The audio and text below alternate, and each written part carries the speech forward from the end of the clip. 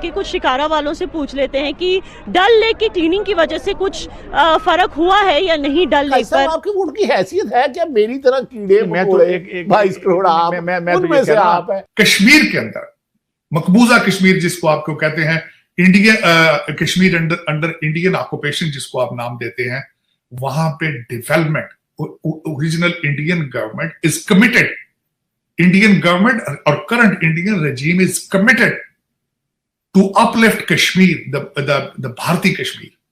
और उसका सबसे बड़ा नुकसान आपको यह होगा जब आपके कश्मीरी वहां देखेंगे दूध की नहरें, तो फिर आप क्या करेंगे?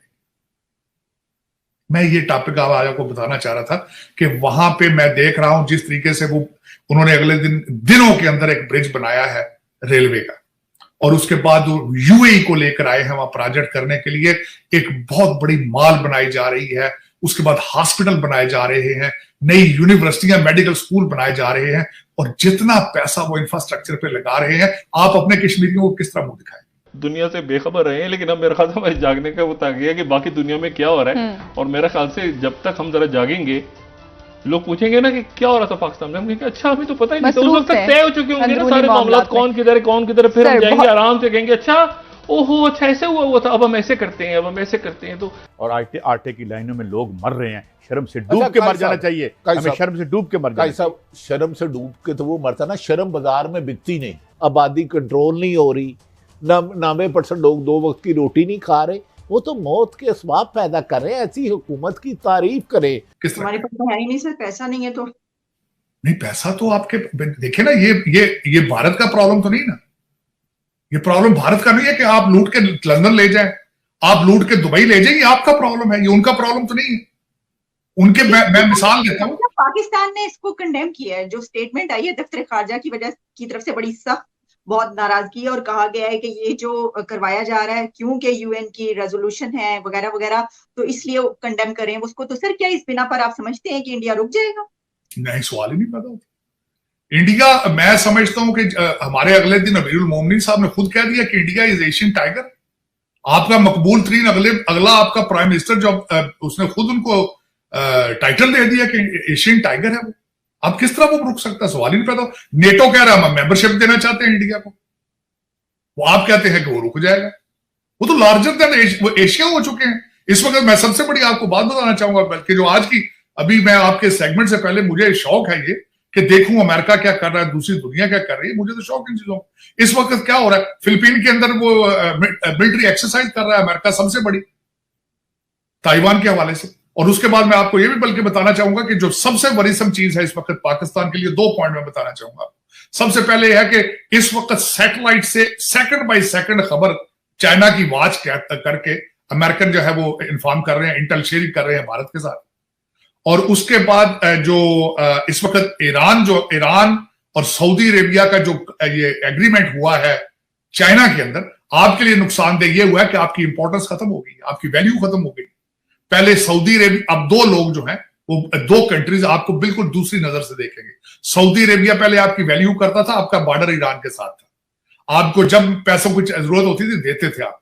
अब उनके रिलेशनशिप उनके साथ ठीक हो जाएंगे, वो आपकी इंपॉर्टेंस खत्म हो जाएगी।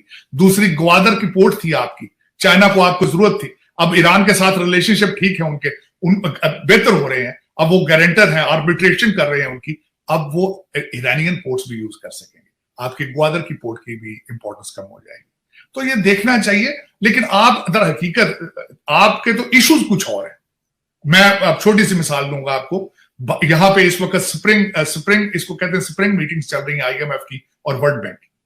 परसों यहाँ पे भारत की फाइनेंस मिनिस्टर यहाँ पे आई हैं, उनको तो पैसे नहीं चाहिए ना, वो तो मीटिंग्स अटेंड करने आई हैं, वो तो देखने आई है ना कि what is the trend of IMF, how the world bank is thinking about it, what is there planning for the 2023। आपने तो चलो पैसे मांगने आना था, लेकिन आप नहीं आए। क्यों नहीं आए?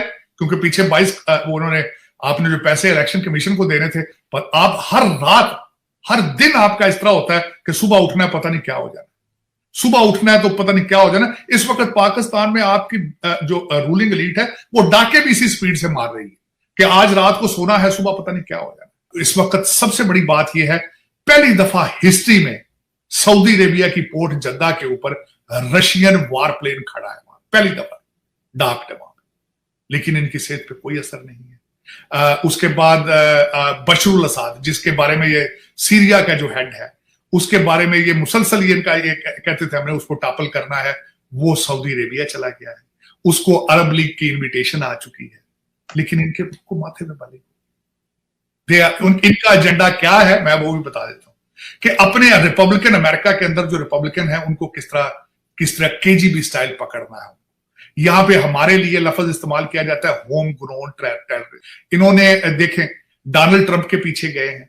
डोनाल्ड ट्रंप ने जब इनके एक जज के खिलाफ बयान दिया है तो फौरन थॉमस क्लेरेंस जो एक बहुत कंजर्वेटिव सुप्रीम कोर्ट के जज हैं आजकल उसके पीछे पड़े हैं कि कहते हैं इसको इम्पीच किया जाए। तो दर हकीकत जब आप, मैं एक अर्ज करना चाहूंगा, जो मेरी पिछली स्टडी है पॉलिटिकल साइंस की और हिस्ट्री की, जब भी सुपर पावर्स डिक्लाइन में जाती हैं तो एक्सटर्नल थ्रेट्स नहीं होती, इंटरनल थ्रेट्स होती। तो this is what is going on. America is going through the अंदरूनी इंतशार within itself. Americans, they are losing faith on democracy. Americans, they are losing faith on the institution of election. So these are the issues right now they are facing. और दूसरा मैं ये जिस तरह बता रहा हूं, डोनाल्ड ट्रंप साहब ने तो स्पीच में प्रेडिक्ट कर दिया था आज से हफ्ता 10 दिन पहले भी कि अगर वो प्रेसिडेंट होते तो रशिया और चाइना को इकट्ठे ना होने देते। इस वक्त 2 super powers versus 1 super power which has no clue what is going on. मैं तो अपना खराज तहसीन पेश कर रहा हूँ, मेरे वोट की कोई अहमियत नहीं है। वैसे तो यहाँ किसी के वोट की भी कोई हैसियत नहीं है। यहाँ पे भट्टी साहब वो ठीक कहा था, मैं गुस्टालन का बहुत बड़ा फैन नहीं हूँ। वो ये कहता है कि वोट डालने वालों की अहमियत नहीं होती, वोट गिनने वालों की अहमियत होती है। वोट गिनवाने वालों की माफी चाहता हूँ, सुने, कानून का फैसला सुनाने वाले नहीं, लिख कर देने वाला। साहब तो हर चीज मैंने का कल है। रिक्वेस्ट की थी बिलावल भुट्टो साहब से, आप मेरे लीडर हैं, हमारी लीडर की फर्जंद अर्जमंद भी हैं, आप ये हमारे अपने काउंटर पार्ट तुर्की से पूछें कि चलें हमें तो टीका लग गया, हमारे टिकट वगैरह, ये क्यों पाकिस्तानी सिटीज़न जो है वो ट्रांजिट पे भी पाँव नहीं रख सकता वहाँ पे, ये हमें पूछ के बताएं और अपने अवाम को कहें कि खुदारा अब आप क्या ये कुछ सिलसिला शुरू होने लगा है, हमारे पर खुदा न खास्ता कुछ सेंक्शन है या ये उन्होंने अपने तौर पर इंडिविजुअली किया है। It is your duty and job, the state page you for your job.